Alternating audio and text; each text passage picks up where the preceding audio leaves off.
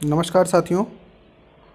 LHA 2022 का paper हो चुका है। इसके आंसर की आज अपन देखने वाले हैं। पार्ट बी वेटनरी सब्जेक्ट्स का जो पेपर था, जो क्वेश्चंस थे, उनके आंसर्स अपन यहाँ पे देखेंगे। पहला क्वेश्चन देखिए, रूमंथी के पेट के निम्नलिखित 4 खंडों में से कौन सा सच्चा पेट के रूप में जाना जाता है, यानी ट्रू स्टोमक कौन सा होता है, रूमिनल जो स्टोमक होता है, रूमिनल स्टोमक उसमें। तो इसका सही आंसर दोस्तों सभी लोग जानते हैं, एबोमिजम होगा। राइट आंसर क्या हो जाएगा इसका? डी।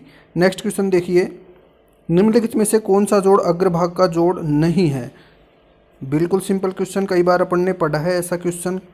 यहाँ पे देखिए ऑप्शन दे रखा है, shoulder joint, elbow joint, stifle joint, none of the अबो।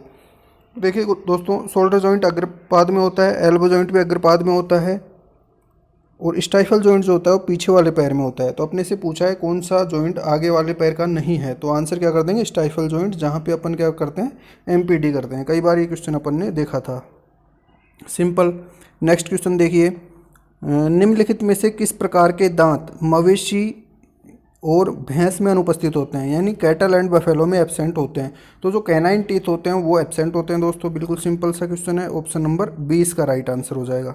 ठीक है, अगले क्वेश्चन पे चलिए। Question number 44, how many pairs of cranial nerve, यानी कुत्ते और बिल्ली के मस्तिष्क से कपाल तंत्रिकाओं की कितनी जोड़ी निकलती है? तो ये दोस्तों 12 जोड़ी होती है। ठीक है, आंसर क्या हो जाएगा? Option number B.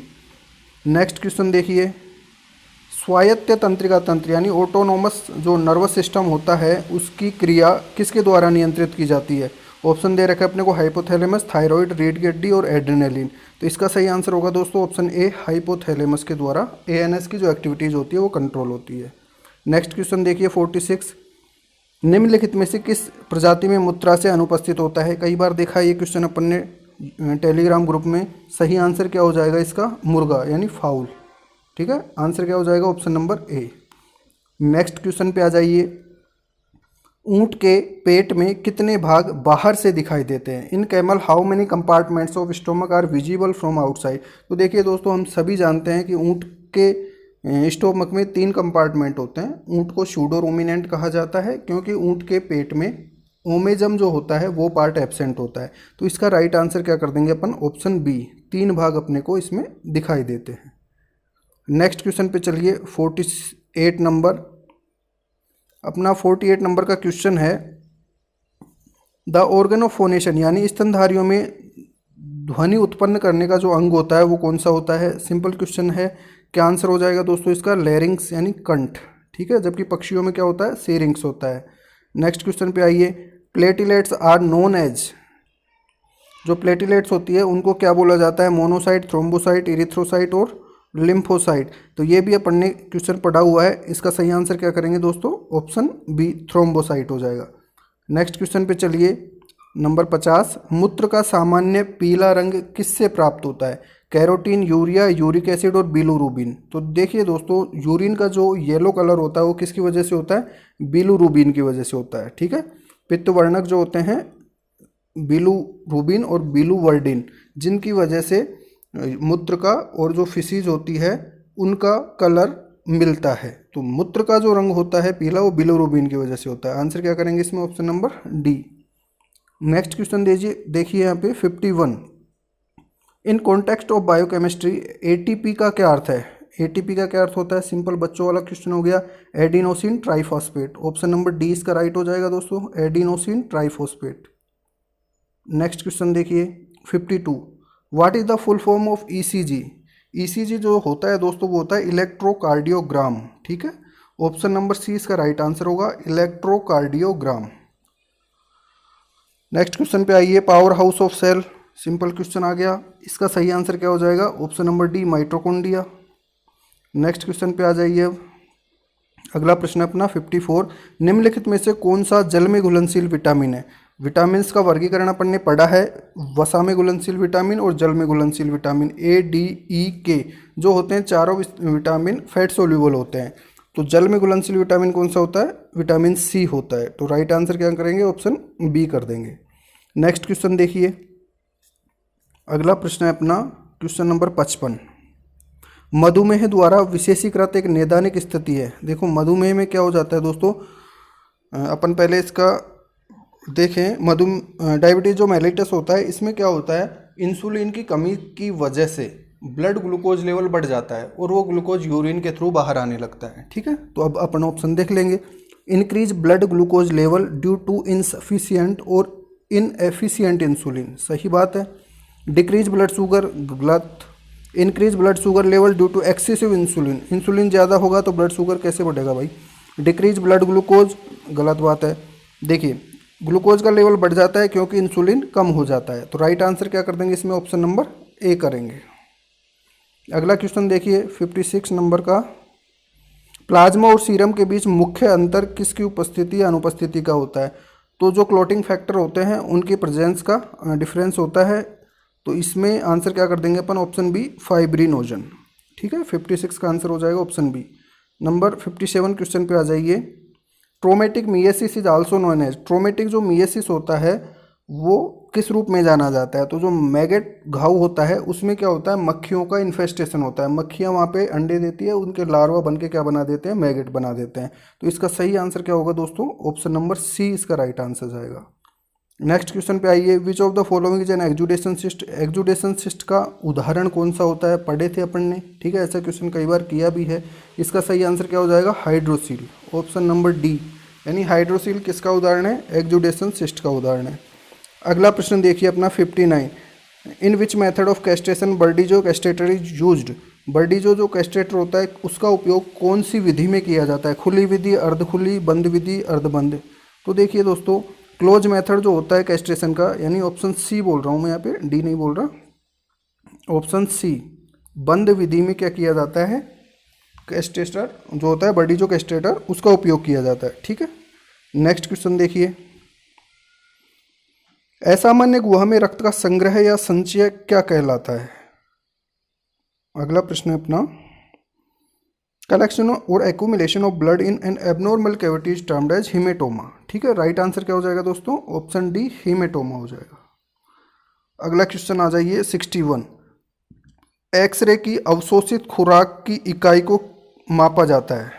देखिए, एक्सरे जब लिया जाता है तो कितनी मात्रा में एक्सरे अवशोषित हुआ है वो मापने के लिए जो यूनिट, जो इकाई प्रयुक्त की जाती है वो होती है दोस्तों रेड, RAD। ठीक है, इसकी जो ऐसा यूनिट होती है वो ग्रे होती है और अन्य यूनिट जो होती है वो रेड होती है। ठीक है, रेडिएशन से रेड इसकी यूनिट बनाई गई है। तो इसका सही आंसर क्या हो जाएगा, ऑप्शन नंबर सी, RAD। अगला प्रश्न देखिए।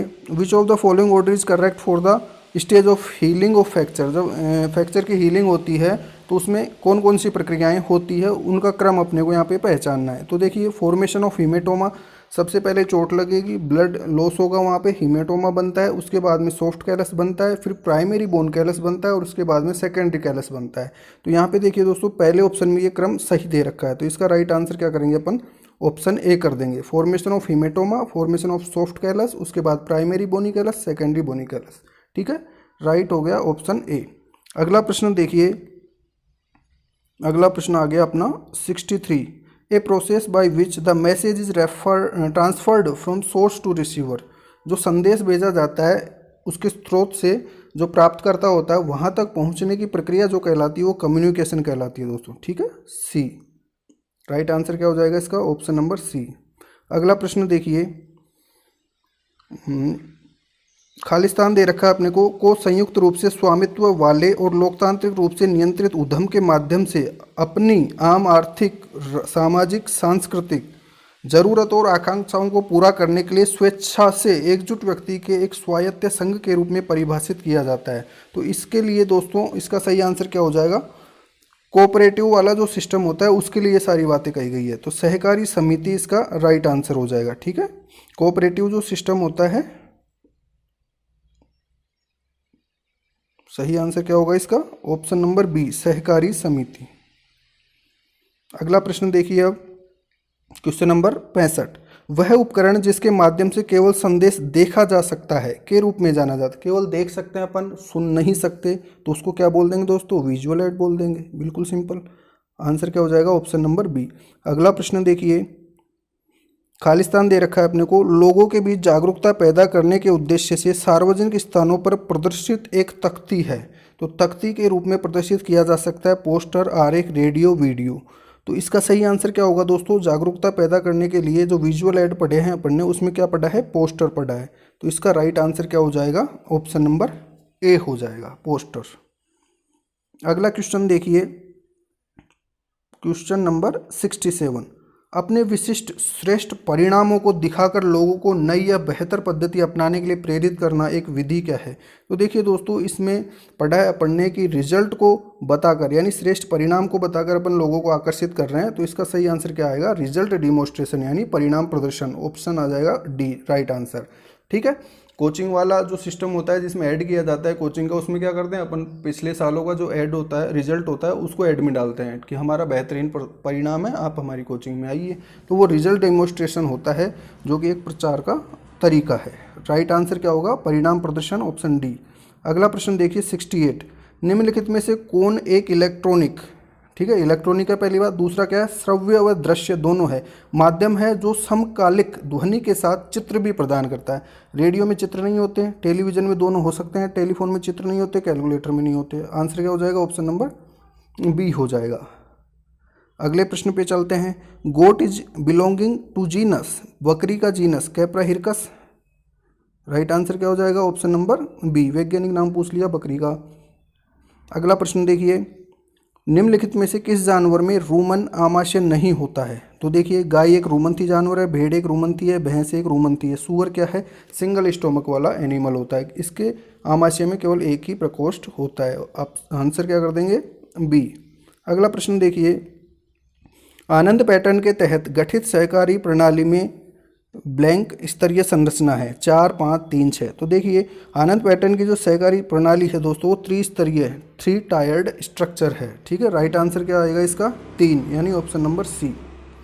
अगला प्रश्न देखिए, can be defined as integrated use of biochemistry, microbiology, chemical engineering in order to achieve the technological application of the capacities of microbes and cultured tissue cell. ये अपने को बायोटेक्नोलॉजी की डिफाइन दी है कि ये जो परिभाषा दे रखी है इनमें से किसकी है। तो ये सही आंसर क्या हो जाएगा इसका, बायोटेक्नोलॉजी है, ऑप्शन ए।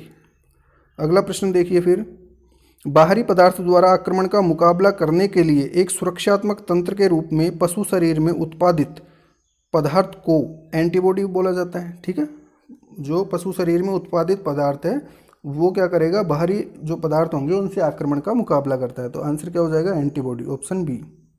अगला प्रश्न आ जाइए, पौधों का एक परिवार जो आमतौर पर प्रोटीन से उच्च होता है, जो स्वाभाविक रूप से मिट्टी की नाइट्रोजन सामग्री में सुधार करता है, उसे क्या बोलते हैं, लेग्यूम बोलते हैं। ठीक है, ऑप्शन सी, यानी फलियां।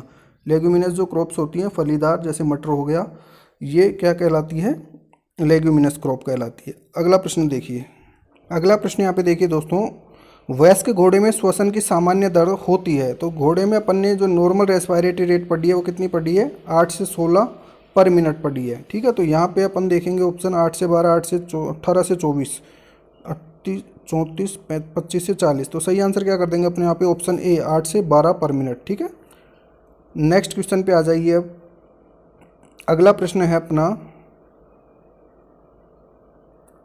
निम्नलिखित में से किसे एंजाइम के तौर पर नहीं जाना जाता है, यानी निम्न में से कौन सा एंजाइम नहीं है। तो यहाँ पे देखिए, राइट आंसर क्या कर देंगे अपन, इंसुलिन। इंसुलिन क्या है, एक हार्मोन है। ठीक है, एंजाइम नहीं है, जबकि तीनों पैंक्रिएटिन, ट्रिप्सिन और पेप्सिन तीनों एंजाइम होते हैं। अगला प्रश्न अपना देखिए, निम्नलिखित में से कौन सा नर पशु का सहायक यौन अंग नहीं है। तो सहायक यौन अंग की बात कर रहा है ये, तो कौन सा नहीं है, देखिए, शुक्राशय भी होता है, प्रोस्टेट भी होती है, सैलाइवरी लैक्राइमल ग्लैंड, अश्रु ग्रंथियाँ नहीं होती है, काउपर ग्रंथि भी होती है। तो राइट आंसर क्या कर देंगे, अश्रु ग्रंथि, ऑप्शन नंबर सी। अगला प्रश्न है अपना, who is acclaimed as the father of Indian pharmacology. ये देखिए क्वेश्चन आ गया दोस्तों, अपन ने फादर ऑफ वेटनरी, डिफरेंट जो ब्रांचेज है वेटनरी साइंस की, उसके फादर्स का एक वीडियो देखा था, फादर ऑफ वेटनरी साइंस के नाम से। वहाँ से अपने पेपर में 2 क्वेश्चन आ गए हैं। ठीक है, फादर ऑफ इंडियन फार्मेकोलॉजी और एक फादर ऑफ मेडिसिन भी पूछा गया है। तो फादर ऑफ इंडियन फार्मेकोलॉजी किसे कहा जाता है, रामनाथ जी चोपड़ा को कहा जाता है। ठीक है, राइट आंसर क्या हो जाएगा, ऑप्शन सी हो गया।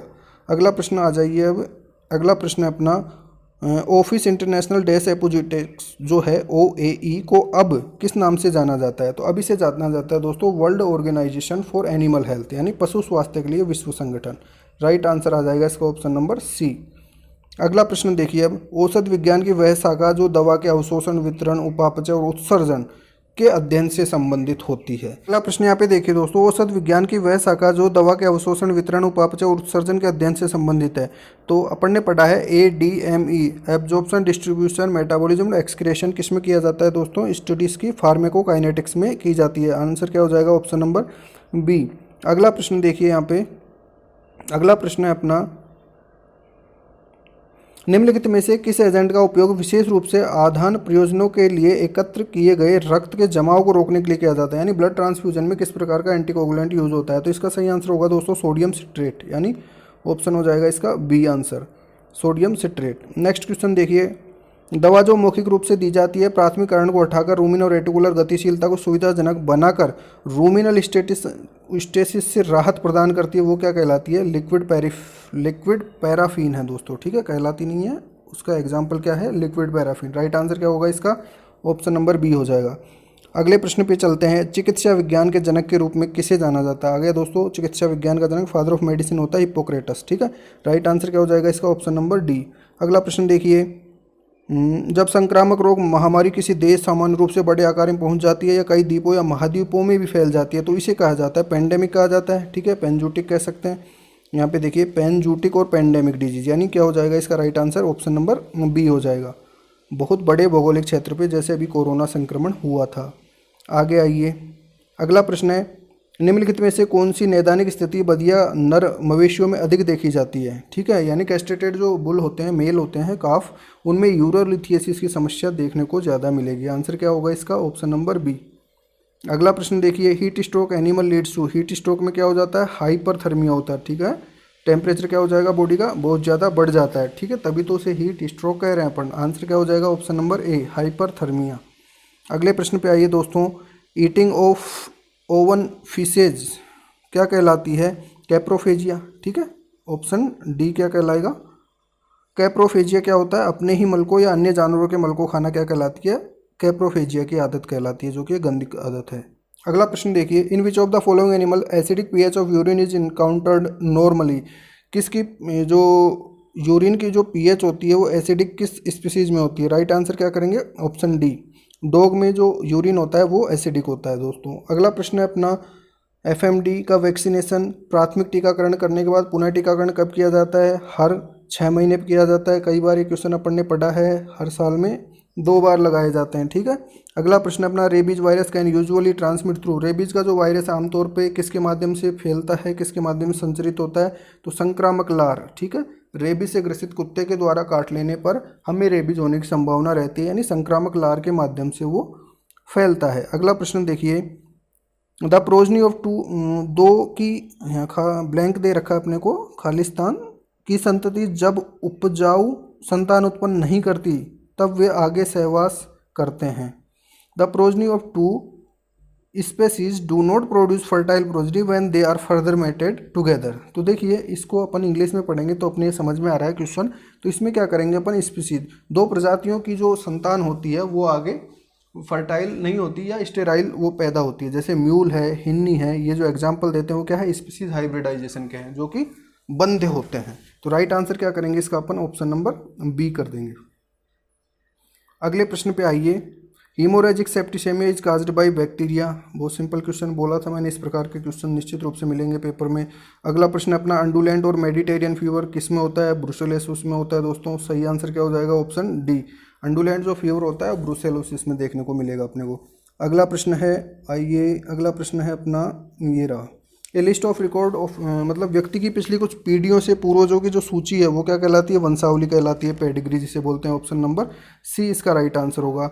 अगला प्रश्न अपना, एक ही नस्ल के असंबंधित पशुओं के बीच संगम के लिए किस शब्द का प्रयोग किया जाता है? तो एक ही नस्ल के जो असंबंधित पशुओं के बीच समागम कराएंगे तो उसे क्या बोलेंगे अपन? आउट क्रॉसिंग बोल देंगे दोस्तों। आंसर क्या हो जाएगा? Option number B.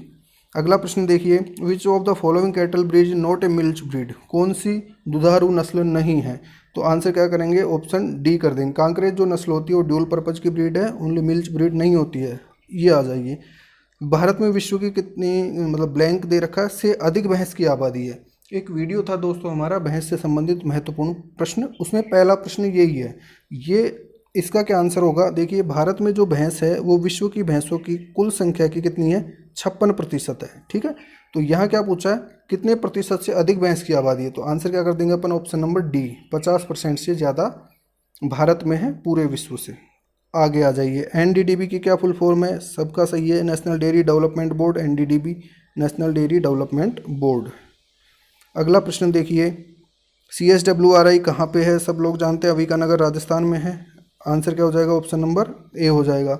अगला प्रश्न देखिए, भेड़ में द्विगुणित गुणसूत्रों की संख्या कितनी होती है? 54 होती है दोस्तों। राइट आंसर हो जाएगा ऑप्शन ए।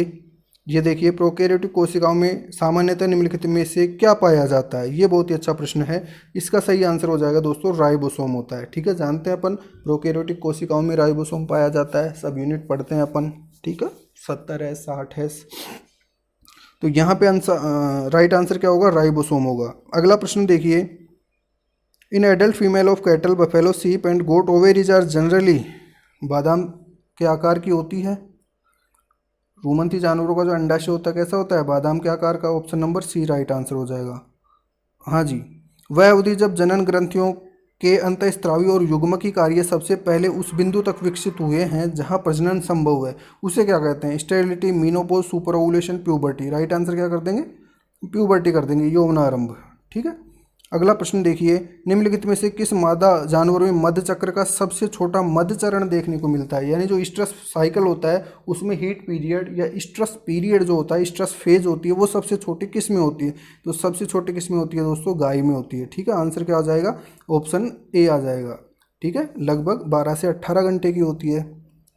नेक्स्ट क्वेश्चन देखिए, भैंस में सामान्य गर्भावधि कितनी होती है? तो भैंस का जो गेस्टेशन पीरियड होता है दोस्तों कितना होता है? 10 महीना 10 दिन, यानी 310 दिन। आंसर हो जाएगा सी ऑप्शन। अगले प्रश्न पे आइए, नॉर्मल प्रेजेंटेशन कौन सा होता है फीटस का? तो जो लॉन्गिट्यूडिनल प्रेजेंटेशन होता है, एंटीरियर लॉन्गिट्यूडिनल प्रेजेंटेशन, वो सबसे नॉर्मल प्रेजेंटेशन होता है। तो राइट आंसर क्या करेंगे इसका? Option number A, longitudinal presentation.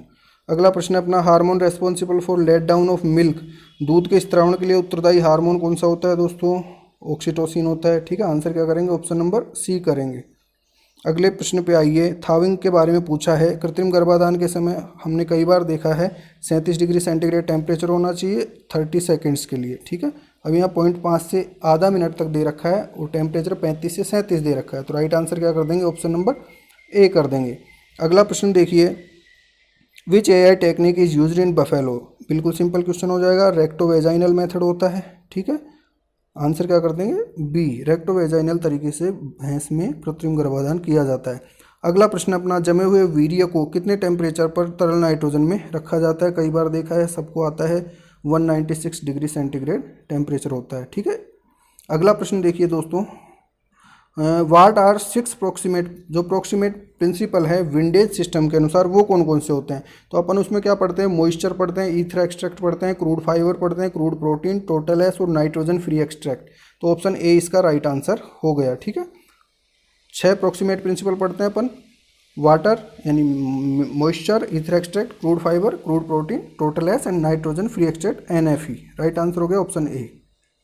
अगले प्रश्न पे आइए, अमीनो एसिड जिसे सामान्य वृद्धि के लिए आवश्यक दर पर शरीर में संश्लेषित नहीं किया जा सकता, उसे कहा जाता है। देखिए, हमने याद किया था इसे कि अमीनो अम्ल जो सामान्य रूप से शरीर में संश्लेषित नहीं करते और इसे बाहर से लेने की आवश्यकता होती है, इसीलिए इन्हें क्या कहते हैं? एसेंशियल अमीनो एसिड या आवश्यक अमीनो अम्ल कहा जाता है। तो आंसर क्या आएगा?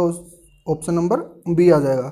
अगला प्रश्न देखिए अपना, स्तनधारियों की तुलना में पक्षियों को कम पानी की आवश्यकता होती है क्योंकि प्रोटीन उपापचय का अंतिम उत्पाद होता है। तो जो पक्षी होते हैं उनमें प्रोटीन डाइजेशन या मेटाबॉलिज्म का जो लास्ट प्रोडक्ट होता है वो यूरिक एसिड होता है दोस्तों। ठीक है, राइट आंसर क्या होगा? Uric acid, option number C. अगले प्रश्न पे आइए, ब्लीडिंग डिजीज और डिलेड ब्लीडिंग, रक्तस्राव रोग या विलंबित रक्त जमाव किस विटामिन की कमी से होता है? सिंपल क्वेश्चन है, विटामिन के की कमी से ऐसा होता है। ठीक है, राइट आंसर क्या हो जाएगा? विटामिन के, ऑप्शन नंबर सी। अगला प्रश्न देखिए, सूखी घास यानी हे में मॉइस्चर % कितना होना चाहिए? सही पूछ रहा है, तो ऑप्शन क्या कर देंगे? 12 से 14% तक हे में नमी होनी चाहिए। अगला प्रश्न अपना, हड्डियों में कैल्शियम और फास्फोरस का अनुपात कितना होता है? कई बार अपन ने पढ़ा है दोस्तों, कैल्शियम और फास्फोरस का रेशियो क्या होता है? 2:1 होता है। आंसर क्या करेंगे? Option number B, 2:1। अगला प्रश्न देखिए, what is the generic name of vitamin B12 है। बहुत ही अच्छा प्रश्न है, बहुत ही सिंपल क्वेश्चन है। साइनोकोबाल्मीन होता है, ठीक है। राइट आंसर क्या करेंगे, ऑप्शन नंबर ए कर देंगे। अगले प्रश्न पे आ जाइए, ये बहुत ही अच्छा प्रश्न है। गैर रोगजनक जीवों का जैव संवर्धन है जिन्हें मौखिक रूप से प्रशासित किया जाता है, are living cultures of non pathogenic organism which are administered orally. तो इसका सही आंसर होगा दोस्तों प्रोबायोटिक, ठीक है। यहाँ प्रीबायोटिक और प्रोबायोटिक में कन्फ्यूजन निश्चित रूप से हुआ होगा आप लोगों को, और इसका सही आंसर जाएगा दोस्तों प्रोबायोटिक। क्यों? क्योंकि यहाँ पे देखिए लाइव जो ऑर्गेनिजम्स हैं, लाइव ऑर्गेनिजम्स को अगर अपन ओरली दे रहे हैं तो उसे प्रोबायोटिक बोला जाता है, ठीक है। जबकि प्रीबायोटिक में क्या होता है, प्री फॉर्म्ड कल्चर होता है वो, ठीक है, पहले से रेडीमेड मटेरियल होता है वो। यहाँ पे लाइव ऑर्गेनिज्म है, तो सही आंसर क्या देगा इसका, प्रोबायोटिक देंगे अपन। अगला प्रश्न देखिए अब अपना, हड्डियों के वर्गीकरण के अनुसार जानुफलक यानी पटेला को निम्नलिखित में से किस वर्ग में वर्गीकृत किया गया है।